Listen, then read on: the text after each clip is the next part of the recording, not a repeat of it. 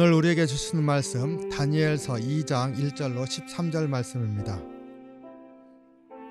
느부갓네살이 다스린 지 2년이 되는 해에 느부갓네살이 꿈을 꾸고 그로 말미암아 마음이 번민하여 잠을 이루지 못한지라. 왕이 그의 꿈을 자기에게 알려주도록 박수와 술객과 점장이와 갈대아 술사를 부르라 말하매 그들이 들어가서 왕의 앞에 선지라. 왕이 그들에게 이르되 내가 꿈을 꾸고 그 꿈을 알고자 하여 마음이 번민하도다 하니 갈대아 술사들이 아람말로 왕에게 말하되 왕이여 만수무강하옵소서. 왕께서 그 꿈을 종들에게 이르시면 우리가 해석하여 드리겠나이다 하는지라. 왕이 갈대아인들에게 대답하여 이르되 내가 명령을 내렸나니 너희가 만일 꿈과 그 해석을 내게 알게 하지 아니하면 너희 몸을 쪼갤 것이며 너희의 집을 거름더미로 만들 것이요 너희가 만일 꿈과 그 해석을 보이면 너희가 선물과 상과 큰 영광을 내게서 얻으리라. 그런즉 꿈과 그 해석을 내게 보이라 하니 그들이 다시 대답하여 이르되 원하건대 왕은 그 꿈을 종들에게 이르소서. 그리하시면 우리가 해석하여 드리겠나이다 하니 왕이 대답하여 이르되 내가 분명히 아노라. 너희가 나의 명령이 내렸음을 보았으므로 시간을 지연하려 함이로다. 너희가 만일 이 꿈을 내게 알게 하지 아니하면 너희를 처벌할 법이 오직 하나이니 이는 너희가 거짓말과 망령된 말을 내 앞에서 꾸며 말하여 때가 변하기를 기다리라 함이라. 이제 그 꿈을 내게 알게 하라. 그리하면 너희가 그 해석도 보일 줄을 내가 알리라 하더라.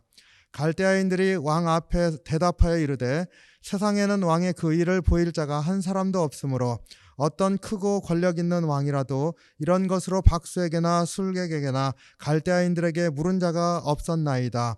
왕께서 물으신 것은 어려운 일이라. 육체와 함께 살지 아니하는 신들 외에는 왕 앞에 그것을 보일 자가 없나이다 한지라. 왕이 이로 말미암아 진노하고 통분하여 바벨론의 모든 지혜자들을 다 죽이라 명령하니라. 왕의 명령이 내림에 지혜자들은 죽게 되었고 다니엘과 그의 친구들도 죽이려고 찾았더라. 아멘.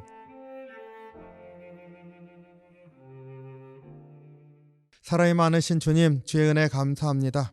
이제 한 주간을 시작하는 첫날에 또 주님께서 말씀으로 허락하여 주셔서 오늘 하루도 주님 안에서 복된 날이 되게 하시길 원합니다. 무엇보다 우리의 심령 가운데 주님을 찾는 은혜가 있게 하시고 또 주님 저희를 붙잡아 주시고 인도해 주시는 은혜가 있는 귀한 하루가 될 수 있도록 이끌어 주시옵소서. 감사드리며 예수님 이름으로 기도하옵나이다. 아멘. 네, 다니엘서에 대해서 우리가 같이 나누고 있습니다. 오늘 2장 1절로 13절에는 다니엘이 이제 겪게 되는 것 중에 첫 번째 사건이지요. 느부갓네살 왕의 꿈을 해석하는 문제에 관해서 이제 나오고 있습니다. 근데 이 내용을 살펴보기 전에 다니엘서에 대해서 잠깐 생각하길 원합니다. 다니엘서는 크게 두 부분으로 되어 있습니다. 1장에서 6장까지가 다니엘과 그 세 친구들이 이제 그 왕의 꿈을 해석하는 그러한 문제와 여러 가지 사건을 통해서 하나님께서 그들 가운데 어떻게 말씀을 계시하시고 또 인도하셨는지 보여주고 있고요. 7장부터 12장까지는 다니엘이 우리가 아는 다니엘서 이렇게 얘기했을 때 그 묵시의 내용이죠. 그 하나님으로 받은 그 묵시를 이제 기록하고 있는 부분입니다. 우리 그 다니엘서에 대해서 이제 많이들 이제 얘기를 하지 않습니까? 그 다니엘서는 성경에 있는 그 묵시 계시죠. 그 책 두 권 중에 하나입니다. 구약에서 다니엘서가 계시이고 또 신약에서는 요한계시록이 또 계시이죠. 묵시, 계시 이렇게 같은 말로 씁니다. 다니엘서가 기록된 그 시기가 BC 536년경 우리 10장 12장에 다니엘이 이제 마지막으로 받는 그 묵시가 나오는데요. 그 힐데겔 강가에서 받았다 이렇게 말하는데 바로 날짜를 연도를 명시하고 있으니까 536년경부터 다니엘이 죽었을 것으로 이제 추정이 되는 BC 530년경 그 기간 사이에 기록되었다 이렇게 볼 수 있을 것입니다. 다니엘서가 이제 느부갓네살 왕도 나오고 이제 뒤에 가서 이름이 다릅니다만은 고레스 왕에 대한 내용도 나옵니다. 그래서 그 배경을 보면은 그 포로 시기, 그러니까 BC 586년에서 539년까지 바벨론 포로 시기와 그 다음에 포로에서 귀환하게 되는 BC 538년까지의 그 긴 기간이죠. 그것을 배경으로 하고 있습니다. 올해 지난 토요일 날 그 다니엘서 1장에서 여호야김 왕 3년 때 성전 기물이 바벨론으로 옮겨졌다 하면서 시작을 하고 있는데 그 바로 유다가 이제 멸망하는 그 지점 마지막 시기지 않습니까? 그때서부터 다시 포로로 잡혀갔다 돌아오는 그 시기까지다 이렇게 생각을 하면 되겠습니다. 그때에 나라가 없고 그다음에 왕이 없고 이러한 시기에 하나님께서 그들 가운데 이제 하나님의 계획을 드러내신 그러한 내용이 바로 다니엘서다. 그 다니엘이라고 하는 이름도 그 뜻이 하나님이 심판하신다 이런 뜻입니다. 그러니까 재미있죠.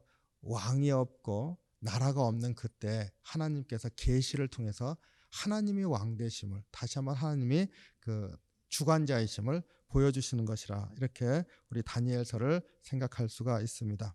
다니엘서 앞서 말씀드린 것처럼 구약에 있는 묵시, 계시라 이렇게 얘기를 했는데 그 예언과는 조금 다른 겁니다. 그 예언이라고 하는 건 이스라엘 백성 가운데 하나님께서 이스라엘 백성 가운데 역사하시고 그 하나님이 인도하시는 그 계획들을 예언자들을 통해서 선포하고 말씀으로 돌아오게 하는 그러한 뜻이 이제 그 예언이라고 한다면 이 묵시는 똑같이 하나님께서 어떤 특정한 사람, 그 예언자라고도 부를 수 있는 하나의 말씀을 받는 사람, 그 사람에게 말씀을 준 것은 똑같은데요. 그러나 이 묵시는 그 전 우주적인 하나님께서 인간 역사 자체 이제 심판하시고 하나님의 새로운 뜻이 이제 계시되어지는 그러한 그 내용을 다루고 있습니다. 그러니까 예언하고는 약간 예언 정통과는 약간 다릅니다. 전 우주적이라고 하는 측면이 좀 다르겠죠. 그리고 또 이 우주적인 역사에서 그 심판자로 오시는 인자의 도래, 우리 예수님 오시는 것, 예수님이 인자는 이렇게 말씀하시는 것도 바로 이 묵시 문학에 따라서 말씀하시는 것이죠. 그래서 몇 가지 중요한 차이점이 있습니다. 그리고 특별히 이제 말씀을 선포하는 방식도 조금 다르죠. 그 상징적인 어떤 말들이나 그 이미지들 뭐 이런 것들이 많이 나옵니다. 우리 요한계시록 생각하면 되지 않습니까? 그러니까 여러 가지 측면에서 이 묵시문학은 조금 다르다 이렇게 말하는데 이 다니엘서가 바로 그러한 묵시의 말씀이다 이렇게 생각하시면 되겠습니다. 오늘 말씀 이렇게 보면서 묵상하길 원하는 것은 느부갓네살 왕이 꿈 해석을 이제 원하여서 바벨론에 있는 그 여러 그 꿈을 해석할 수 있는 술사들이라든가 지혜자들이라든가 박수라든가 뭐 이렇게 신 앞에서 그 사역한다고 말하는 그러한 이들 제사장들을 다 불러 모아서 이제 해석을 듣고자 했습니다. 근데 여기에서 보면 왕이 내린 명령이 조금 우리로 생각하게 하는 부분입니다. 3절에 보니까 왕이 그들에게 이르되 내가 꿈을 꾸고 그 꿈을 알고자 하여 마음이 번민하도다 하니 4절 갈대아 술사들이 아람말로 왕에게 말하되 왕이여 만수무강하소서 왕께서 그 꿈들을 종들에게 이르시면 우리가 해석하여 드리겠나이다. 그 느부갓네살 왕이 이 말씀을 통해서 그 자기의 꿈을 해석하기를 원했지 않습니까? 그래서 이제 그 제사장들이라고 부를 수 있는 자기네 신들의 그 술사들이나 박수들이나 뭐 이런 사람들을 불러서 물었습니다. 그러면은 꿈을 얘기를 해야 되잖아요. 그런데 꿈을 해석해 달라고 하면서 느부갓네살 왕이 하는 응답이 5절이죠. 왕이 갈대아인들에게 대답하여 이르되 내가 명령을 내렸나니 너희가 만일 그 꿈과 그 해석을 내 앞에 알게 하지 아니하면 너희 몸을 쪼갤 것이요 너희 집을 거름더미로 만들 것이며 만일 너희가 꿈과 해석을 보이면 너희가 선물과 상과 큰 영광을 내게 얻으리라. 그런즉 꿈과 그 해석을 내게 보이라 하니 꿈을 해석하라고 불렀는데 그들에게 말하게 요청한 것은 꿈도 맞춰보라는 겁니다. 자신이 꿈이 무엇이고 그리고 그 꿈에 대한 해석이 무엇인지를 말하라 이렇게 얘기를 하고 있습니다. 그러니까 꿈을 말해주지 않고 꿈을 맞추고 그리고 그 꿈의 해석을 말하라 말하고 있습니다. 우리가 요셉이 꿈을 해석하는 이야기 잘 알고 있습니다. 그래서 하나님의 특별한 그 지혜와 하나님의 그 계시라고 볼 수 있지 않습니까? 꿈 해석을 할 수 있도록 이렇게 해주셨습니다. 꿈을 듣고 그것을 해석해 주는 일로 이제 이집트의 재상이 되고 이스라엘의 새로운 역사를 준비했습니다.